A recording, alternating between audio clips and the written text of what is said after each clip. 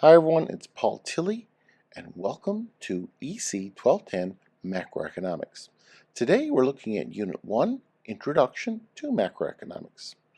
First and foremost, you want to have an idea of what exactly macroeconomics is. Well, macroeconomics is a branch of economics that studies how the overall economy is doing. It looks at the markets, businesses, consumers, and governments, and how they all behave and interact.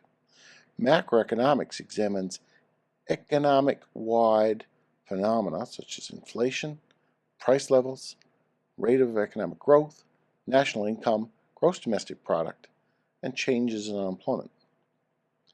Some of the key questions addressed in macroeconomics will include what causes unemployment, what causes inflation, what creates or stimulates economic growth. So macroeconomics attempts to measure how well the economy is performing, and if we understand what forces drive that, we can affect how the performance occurs and attempt to improve it.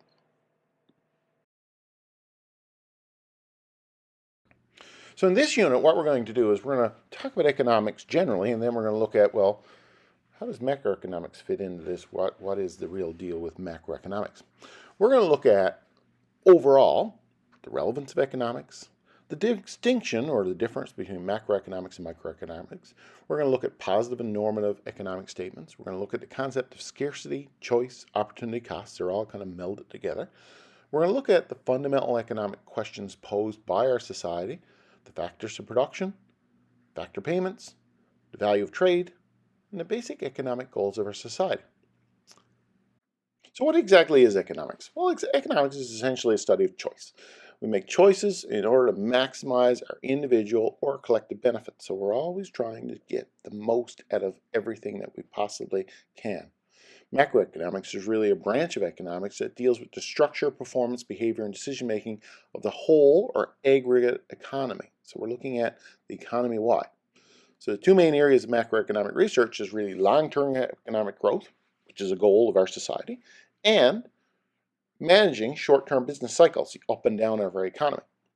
So macroeconomics is really a field of study that analyzes an economy through wide lens. This includes using variables like unemployment, GDP, inflation. Macroeconomics develops models that explain the relationship between all of these factors. And we'll look at all of these in this course. Mick Jagger summed it all up. You can't always get what you want, okay? The basic concept of economics is that we live in a world where not everybody can get everything they want at the time they want it. It is just impossible. Why is it impossible? Because we do not have infinite resources at our disposal. We have limits. We only have so much money, we only have so much energy, we only have so many resources, we only have so much knowledge, we only have so much of things. And because of that, we have something called scarcity, what they call in economics as scarcity. In other words, you got to look for it. It takes a bit of effort to get what you get. Scarcity drives us to make choices. We say, oh goodness, we can't do that. So what else can we do? What's the next thing we can do? Okay, can we do that? Yeah, okay. So we have to make choices. We have to make choices in our lives. You know, if we come to school, we can't work. Well, that's a choice we make. Okay? But because we make those choices, we suffer from or incur, whatever you want to call it, opportunity costs, meaning that there's a cost to the choices that we make. If you're in school, you can't work. And the very fact you can't work means you can't make $15 an hour. So every hour you spend in school is costing you what you could have been at work. So it's costing you $15 an hour to be here, plus the cost of attending to start with. Economics then is hugely relevant because of this, because each and every one of us and every firm have to make choices every single day. And the question is, what are the best choices? So next we're really going to look at what are some of the issues, the burning issues out there in terms of economics, and is there a right or wrong answer, or should we look at them in a number of different ways? If we get economic growth, lots of jobs, lots of opportunities, you're going to be happy, aren't you? Because you're going to graduate into a world that has huge opportunities and huge chances for you to be able to use the skills you have to make a lot of money. Right. Well, that's great. And that is very good. However, there are people on the other side of the fence who have no skills and no knowledge. And will there be any jobs for them? Probably not. Will they be able to make enough money to live? Probably not. If the price of housing goes up because there are so many people coming into our town because of the opportunities here, will people be able to afford to live in here anymore? Probably not. So economic growth, even though it provides a benefit to so many people, there are also other people who do not benefit from it and who suffer the ill effects of it. So it is a big controversy to say, well, our government should focus on growth. Okay, yeah, that's good. But we also need to consider what happens to the people who get left behind.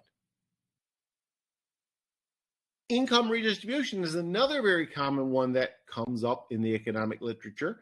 It says, okay, there are a lot of people out there who are workers. There are a lot of people out there who are trying to make ends meet. There are a lot of people out there who are struggling, and there's a lot of people out there unskilled. There's a few people out there who have it all together. They have the skill, they have the opportunity, they have the luck, they have the family money behind them. They're doing really, really, really, really well. So the top 1% of Canadians, for example, have 25% of all the wealth in Canada. So the top 1% hold 25% of the wealth. So that means the bottom 75%, the bottom 99% have 75% of the wealth. So you can imagine that it gets a lot thinner down for the rest of us. So what are we to do? Do we allow rich people to be phenomenally rich and poor people to be phenomenally poor? Well, a lot of people argue that's not very good. We can't do that. In fact, if you listen to the political campaign on now for the federal election, you're going to see that this is a very common argument in the federal election. Should the rich be able to continue to make oodles of money while so many other people fall behind? So income redistribution is basically the old theory of rob from the rich and give to the poor. How can governments allow us to be a more equitable society so that all of us have enough money to live, and the really rich are taxed to be able to pay to support the people who are on the downside? And the thing is, should we tax the rich? What will happen to the rich if we tax them enormously? Will they all go to the United States or somewhere else? That's a possibility. We have to weigh those things out. And are the poor deserving of the money? Should we just let the poor go away? You know, what do I care about the poor? Could be an argument. You know, there's all kinds of extreme points of view out there. Another big one is pricing of products that not all of us use. Not all of us use the roads, for example. Not all of us have a car. Not all of us use the ferry going over to Belle Island. Why should we pay for it if we're not using it? That's the basic crux of the argument. The user pay model has become common in the United States. So effectively, you want to drive on a highway in the United States, it's not uncommon to have to pay a toll. Now, you'll notice that in the United States, gas is quite a bit cheaper. It's half the price as it is here. And you ask, well, why is that? Well, the fact of the matter is they don't have as high tax on their gas. Most of our gas prices is tax. So they don't have as high tax on the gasoline. So as a result, the gas price is lower. But on the other hand, there's no tax money to go into roads. Unlike in Canada, where a good chunk of the money from gas sales goes into redeveloping roads. In Newfoundland, this is a particular issue with the ferry fleet. The internal ferry fleet. This is not Marine Atlantic. This is like the ferries going from the main island to the other island. So, for example, the most common example that we know about is the Belle Island Ferry. I don't know if you've been on it, but the Belle Island Ferry goes between Portugal Cove by St. John's to a little island called Belle Island. And there's about 600 people that live over in Belle Island. Here is the ferry. That's a $70 million ferry. It goes back and forth 4 or 5, 6 or 7 times a day. It doesn't cost very much to get on the ferry, but all of us are paying for it. In fact, the toll ferry system in Newfoundland costs as much as running the Trans-Canada. So it gets a bit challenging and very controversial. Another big controversy is globalization. Globalization means that we source product from the cheapest parts of the world. So we get a lot of stuff made in China. And as a result, we can go up to Walmart and buy things cheaply. I can go buy stuff now, that I'm thinking it probably costs more money to ship it here than what they're selling it for. I can go up to Walmart and buy something for $1, okay? And it came from China. Well, how much did it cost to ship it? Well, probably almost $1. How much did someone make producing that? Very little. So globalization has meant that I can go to Walmart and buy stuff cheap. That's the benefit to me. The downside of globalization is it has shifted a lot of jobs to that part of the world. And there's a lot of controversy about whether or not we should be doing that, particularly now, because we've seen the global pandemic has meant that global supply chains, the flow of products from the third world to us, has been disrupted. So as a result, you can't buy a car now because there are very few computer chips to go into cars. And as a result, car sales are down.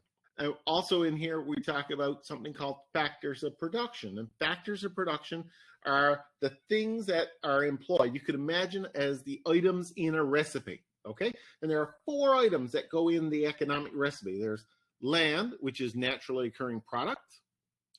Labor, which is the physical effort and the mental effort to get the job done. Capital, which is the money and monetary resources, is not necessarily money. It's the stuff that money can buy. The resources that enable us to take advantage of land and resource opportunities. And finally, we got something called enterprise or entrepreneurship. And that is the wherewithal in people's minds to say, here's an opportunity that I can do something. I can think about that rock there. I can look at that rock on the ground and say, well, that's a lovely rock. I don't think much of it. I can move the rock. I can shovel the rock. I can kick the rock. I can break the rock. But it takes a genius to look at that rock and say, that rock is full of lead. If I refine that, I could get lead out of it. And lead could be very useful in the production of batteries. Okay? So when we talk about enterprise or entrepreneurship, it is that mental stretch that allows someone to say, here is an opportunity of which I can profit from. Okay? The factors of production all have associated factor payments. So for example, if we think about someone going out there and working, the factor payment for working is wages. Whereas if we think about capital, having to get money, well, interest and dividends and these sorts of things are the payments that are made for the use of money. If we think about land, well, governments are responsible, the people, government is owners of the land. So if a company comes in and takes advantage of the land, if an oil company, for example, drills for oil and pulls the oil out of the ground, that company then would pay a payment called royalties to the government, as is in the case of Newfoundland. Entrepreneurship, or the enterprise one, the fourth one, is kind of weird because you ask, well, what is the factor payment for that? But we ask ourselves, why do entrepreneurs do what they do? Why do people come up with ideas, and what do they get out of it? Well, they get profit from it, right? They benefit themselves, because if someone like Jeff Bezos come up with an idea of Amazon as a way of selling things online, he is making oodles of money now, because that is an idea that many people have hooked onto. And every time someone orders something, he makes some money. So that profit is what the factor payment is for that factor production. Macro looks at the economy as a whole and says, how's inflation? How are interest rates? How are things that affect the ability of money out there in the world?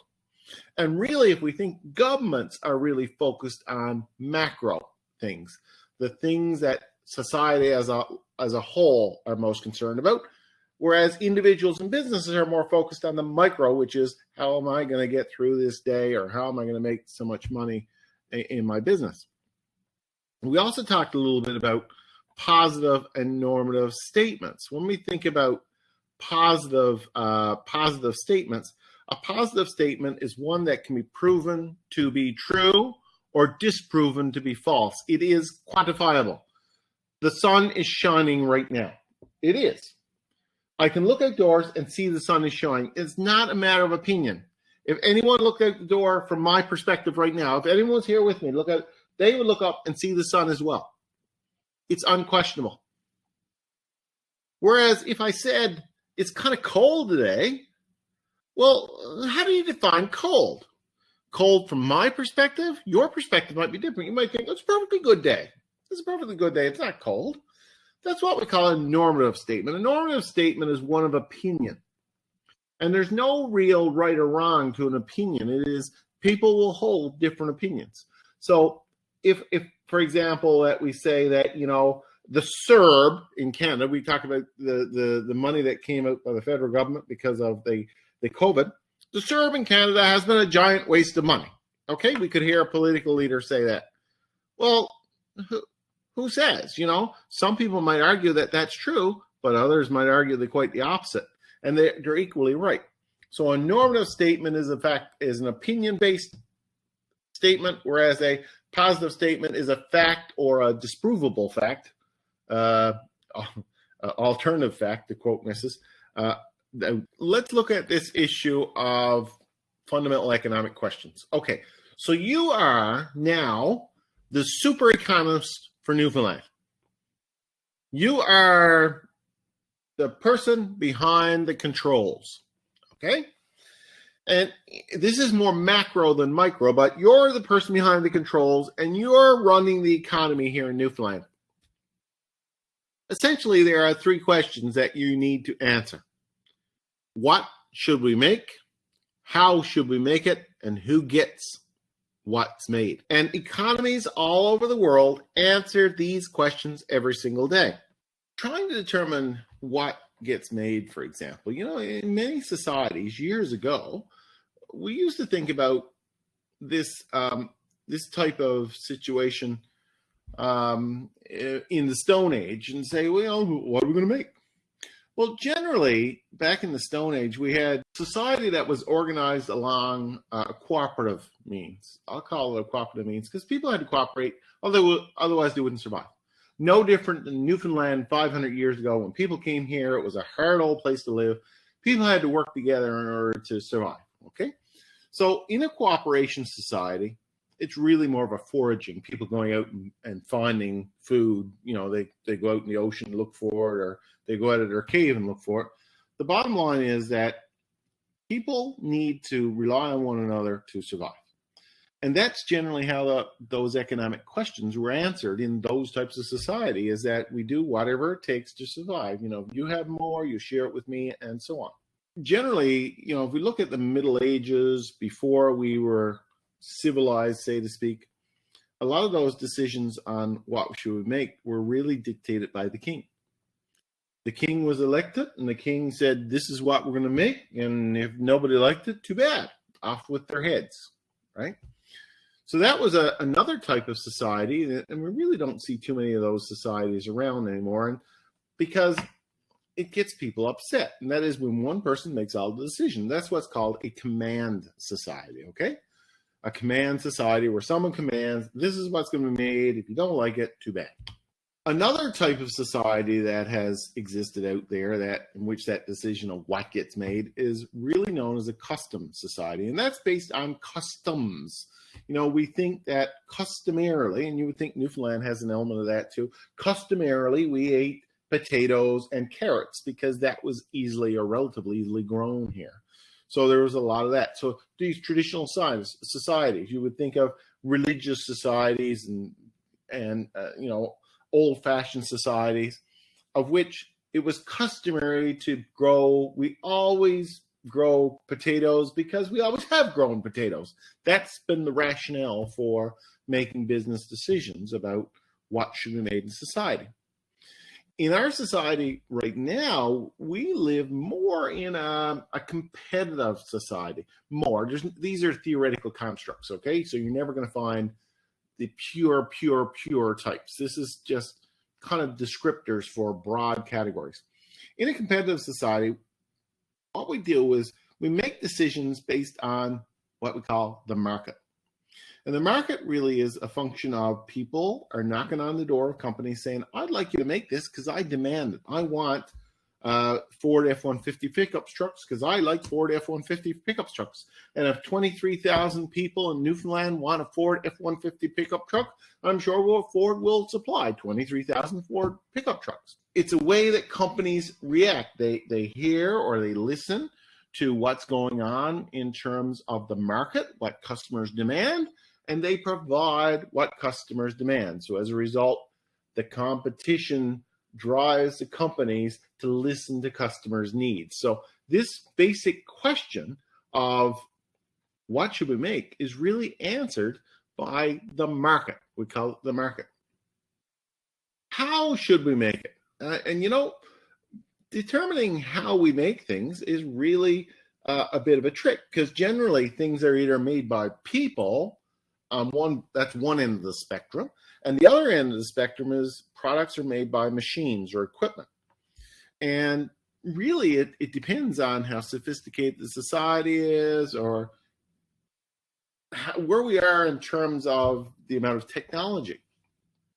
If you think about car production, for example, cars are produced now largely by robots, computers, because a lot of the work was pretty repetitive, and people used to get tired, and you got to train people and these sorts of things. So even though there are still people working on assembly lines, a vast majority of the work now is done by machines.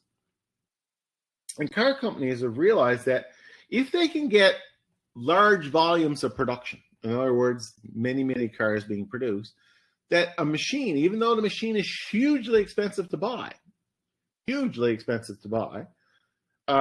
machine can cut the cost of a given car down. The cost of making that car is reduced, okay? Now, if it's a specialty car, let's assume a Lamborghini or something like that, you'll find that those cars tend to be more handmade. Reason is you can't afford to buy that huge investment in equipment. Instead, you're making an investment in people who have certain talents. For example, people who can make leather seats, or machinists who can bore out engines, or these sorts of things. So it really depends on the product of what type of, how it's made, more people or more machines. And effectively, everything in our society, because we live in a fairly competitive society, everything comes down to this concept of efficiency. And efficiency means that we get the most product out given an amount of input, okay? So the best bang for the buck, more or less. Who should get what's produced? That's the other thing. And that third question is a real problem for society, because if we think about who should get it, there's a number of ways that we can kind of spread products out. Well, we can think about it in terms of first come, first serve. The college is first come, first serve. The first people that apply to the college are the first ones that get in. The first ones that come to the store are the first ones that get the fresh bread, okay? So if you're last, there might not be any bread left. So first come, first serve just means people are aware that the product is coming out. They need to be in the lineup to get it. And it's a traditional, time-honored, as they say, way of allocating resources. If you're the first one there, you're lucky. If you're the last one there, you're unlucky. Another way that we can allocate product is through lottery, and that is by, okay, your lucky number was called, you get a loaf of bread. You did not have your number called today, you don't get a loaf of bread. The moose call in Newfoundland every year, there's that people go out and get their moose, right? That's really done by a lottery. People put their names in, and there's 50,000 people putting their names in, but there's only 25,000 moose to be had or allocated. So as a result, 1 in 2 people will be lucky enough to get a moose license. Another way is through something we call seller's preference. And seller's preference is really, if the seller likes you, the seller will sell to you. If the seller doesn't like you, then the seller won't sell to you. I think of Costco using this model. Costco really uses a model of seller's preference because they have an entrance fee into their store. You have to be a member in order to get in, right? So effectively, the seller has an ability to control who comes into their store. Another type of method is through government decree. And, we say, well, what exactly is government decree? Well, all we got to do is look at COVID. Government says that the federal government is going to say that in order to go work for the federal government, now you have to be vaccinated. Otherwise, you won't be able to go to work. That's what we mean by government decree. Government will do that. The whole idea, actually, of the vaccine rollout has been very much focused on government decree. And the last way, which is the way that normally most products we have here in North America that you can take advantage of, is through what we call the market again. And the market means that if you have enough money and if the price is right, if for example, you say, okay, look, here's a product and there's a lot of people out for it, so I'm going to put a price of $100 on it, and you look at it and say, that's worth $100, and you buy it, we got a deal. If you say that's $100, that's too much, and you don't buy it, then we don't have a deal. So if enough people say to me, I'm not going to buy it, I'm forced to reduce my prices. So the market comes into play with a lot of this idea of effective, efficient allocation of goods and services. Okay. And yesterday, too, I did talk a little bit about the concept of production possibilities. And this is as I say, a fundamental concept that has been one of the core concepts of microeconomics, or economics in general, I suppose, but microeconomics in particular. And effectively, what it says is that countries, and this is more macro-y, I suppose, countries or societies or businesses or well, I suppose even you, are forced to make choice. We talked about this forced choice thing. You only can make one thing or the other. And if you make more of one, you have to make less of other. And if you make less of another, you can make more of one. So this really came into light in World War II, where we saw a tremendous demand for weapons. And when we had when the industry ramped up to produce weapons, what happened was there was no resources left to produce food. And as a result, a lot of people went hungry. So it just showed that, if we make more and more of one thing, something's got to suffer, because our society only has so much total capacity. We only have so many workers, we only have so much equipment, we only have so many factories, these sorts of things. Production possibilities is particularly important in the short run, because we can't change a lot of things in the short. You can't build factories, you can't train people very, very quickly. So as a result, you're going to face some shortages if you focus on building one thing. And during war, there was a situation where within 4 years, they had to focus a huge amount of their productive capacity towards the war effort, and that caused some problems. So the production possibilities curve is effectively a curve that is between 2 points. And the first point, or the first range of items, it deals with well, we'll call them capital goods, okay? The normal analysis looks at the production of capital goods in a society. That is, goods that are used to produce other goods, okay? So if a society spends all its productive effort building capital goods, which the slang word is guns, in the case of World War II, it came up. If it produces more and more and more focus on those types of goods, something's got to give with regards to the production of consumer goods, which they called butter as a slang term in World War II. So the more and more we produce of one, the less and less we produce of other. And there's not a one-to-one relationship. In fact, we saw that if you push really, really hard and you produce a lot of one product, like, for example, during the war, they produced a lot of military weapons, the production of food went down a lot. So out of it came this theory of production possibilities. And what we got is it built, using the data from the various permutations of production, meaning how much can you produce in guns and how much can you produce in butter at any given level. what we saw is it will produce this curve. It will produce a curve if we plot them on a line, and that curve has this type of slope. And effectively what we're saying is any combination of product that falls below the curve, so let's assume that combination A here, so this amount of butter and this amount of guns, if it falls below the curve, we can certainly produce it. If the combination falls above the curve, meaning we produce a lot of guns and a lot of butter, we just don't have the capacity to do that. So we just cannot produce X, but we can easily produce A.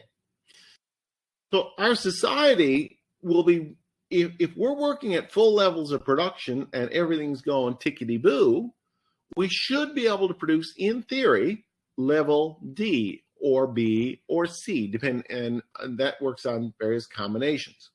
So effectively, this is what's called the production possibilities frontier. This is the limits of the productive capacity is illustrated by this blue line here. Now, the question is that line fixed? Is it something that will never move? And the answer is no.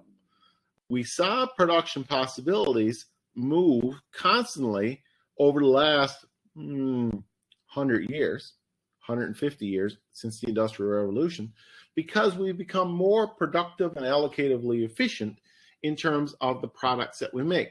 Technology has been very useful at allowing us to make more product. Farms, for example, let's go back to many years ago. Someone came up with the idea of fertilizer, okay?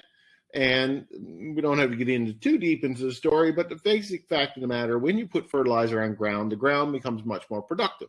So if you got a plot of ground that's the same size as it was last year, so we've got a fixed plot of ground, and last year we didn't have any fertilizer, this year we did have fertilizer, you can produce twice as much crop with fertilizer as opposed to when you don't use fertilizer. So the last topic here deals with this idea of trade. And trade is really a study in opportunity cost, okay? If you think about it, you say, okay, look, what is the cost of producing vegetables in Newfoundland? When I was in university, my last couple of years in university, I lived in Burton's Pond, and I could look out my window in the night, and Mount Pearl was ablaze. Mount Pearl was ablaze. And the reason Mount Pearl was ablaze is because of the Sprung greenhouse. The Sprung greenhouse was built in the middle of Mount Pearl, and it was bright. Man, was it ever bright. It was like a sun. And that was a cockamamie plan. We always seem to get caught in cockamamie plans here in Newfoundland. It was a cockamamie plan to grow cucumbers here in Newfoundland. And apparently it was hydroponic and could grow wonderful. And Brian Peckford, the premier at the time, got sucked into it. And they spent $6 or $8 million to build this giant greenhouse. And we built cucumbers. The problem was there was really no market for cucumbers here in Newfoundland. We're just too small a population. They all had to be shipped away. And the moment they ship away, the cost of them went up and they weren't cost competitive. So what's the lesson in that? Well, the lesson is that we can't produce everything here in Newfoundland, nor should we. Because certain things grow well here in Newfoundland, and certain things do not. And in fact, Newfoundland was probably the first place in North America, it was the first place in North America to realize this problem. The British traders that came over here and back in 1497 and shortly thereafter realized that, Newfoundland was good for one thing only, fish. So they came over here for cod because there was an abundance of cod and you could scoop it up out of the ocean and dry it and bring it back to England and sell it, and wow, you can make a lot of money. That's what they did. However, it wasn't very long before they realized they needed something besides cod to eat here. And the fine folks down in the Caribbean were really good at producing sugarcane. because sugarcane grows really well in the warm, hot climate of the Caribbean. Unfortunately, it didn't produce very good cod down in the Caribbean, and they really liked the dried cod that they produced here in Newfoundland. So Newfoundland regularly would ship dried cod to the Caribbean, Jamaica, and those types of places. And in fact, when the Newfoundlanders got down there, they said, what can we trade for this? Something that we can't produce very well in Newfoundland was cane sugar. And cane sugar was really good at making things like rum. So what happened is the ships would go right down with full of fish, unload the fish, fill up with rum, and head her back to Newfoundland, where the same thing would repeat. Well, we asked ourselves, what was the basic point of that? Well, the point of that was there was a realization that cod was plentiful and cheap, and we could make them really well here in Newfoundland, but we couldn't grow sugarcane very well. Had we had a sprung greenhouse, we probably could have grown sugarcane, but it would have cost a fortune relative to what you could make it down in the Caribbean. Likewise, the Caribbean could probably set up giant pools down there and cool them with giant refrigeration units and produce farm cod down there. They don't need to buy it from Newfoundland. They could certainly do that, but the price of a cod would be really, really high. So the idea of international trade is that, listen, instead of trying to duplicate and do everything, let's just focus on the things we do well. And what we'll do is we'll meet up with other countries or other parts of the world that do other things well, and we'll simply trade with them. So economics has proven the value of international trade. And this theory has held up right through, and it's unrefutable. It is very much, instead of a normative statement, it's very much a positive statement, meaning that international trade saves money and allows us to become allocatively and functionally efficient, okay? And here is the example. Now, I talk about the war effort here, but here's an example of international trade. Let's take a look at this center block here called country capacity. So assume Canada and the UK can make only two goods, guns and butter, with the resources that they have. So making more of one means making less of the other. So in this particular instance here, for example, Canada can make 20 guns, or alternatively, it can make 10 butter. And again, we've seen the production possibility curve. We know that one end is at one extreme, the other end is at the other extreme. So here are the two extremes. So Canada can produce 20 guns or 10 butter, or combinations between. And the UK is really good at making butter, but not so good at making guns. Look, they can make 20 butter or 10 guns. So if you look at it, we'd say, wow, we're good at making guns here relative to the British, and the British are good at making butter relative to us. So let's say that someone comes up with the brainy idea of saying, well, let's trade. So let's put a focus on trade. Okay? So let's assume that we go and trade. Or someone else says, no, I don't think we should trade. I think that's wrong. I think we should do it ourselves. Forget the British. We don't want to deal with them. So if we look at the two potential scenarios, one says, let's not bother to trade, and the other one said, let's trade. Okay? So in the no trade example, what we're going to do is split our resources. We're going to put half our productive resources in the guns and half in the butter. Okay? So here's what we could do before we got into this little debate.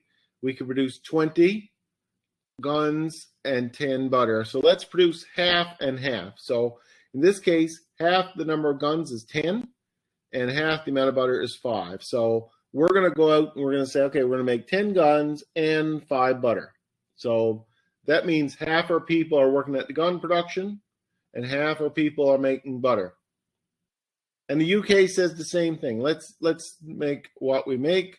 Let's put half our production into making butter and half our production into making guns. So let's assume that under that scenario, they can make 5 guns and 10 butter. So what they're doing is not trading, but putting half the resources into each one of those items. And if you add up the total items that are being produced, there's 15 items for Canada and 15 items in the UK, 30 items are being made. If we tallied it all up together, it'd be 30 items made. Now, let's assume that someone else says, no, that's a stupid idea. We really need to trade. So let's trade. And what we're going to specialize, we're really good here in Canada at making guns, and the British are really good at making butter. Look at the numbers. So Britain, you focus on butter. Canada, you focus on guns. So all our production goes into making guns. We know we can make 20. There's no production capacity whatsoever for butter. That comes with a risk, right? That comes with a risk, but we say, nope, we're not going to focus on butter. We're going to focus on guns here in Canada. And the UK say likewise. They say, we're no good at making guns relative to the Canadians, but we're really good at making butter relative to the Canadians. So what happens? So we take half of what we make and we ship over to them. They take half of what they make, ship over to us. So we still got stuff. But look how much we get. There's a total of 40 items being produced now. 20 guns in Canada and 20 in the UK. Without trade, there was only a total of 30 items being made. So we've increased our productivity. In other words, for a given amount of input, we've gone from making 30 in total to 40 in total. So effectively, the trade has allowed us to make about 30% more product. And we're both better off. Instead of 15 and 15, now we get 20 and 20.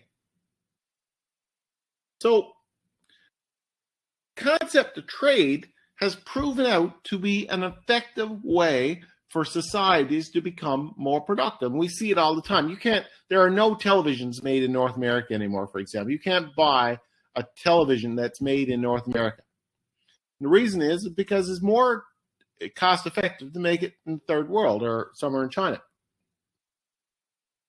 Spacecraft, airplanes, things like that tend to be made in North America because those are higher, more sophisticated, more valuable products. So we've tended to focus on the high value products here, and we've left the lower value products to other countries to make. And as a result, we've become quite wealthy because of it. A good overview on economics and macroeconomics. What we're going to do next is look more specifically at what the goals of macroeconomics are. As usual, if you have any questions, please let me know. See you for now.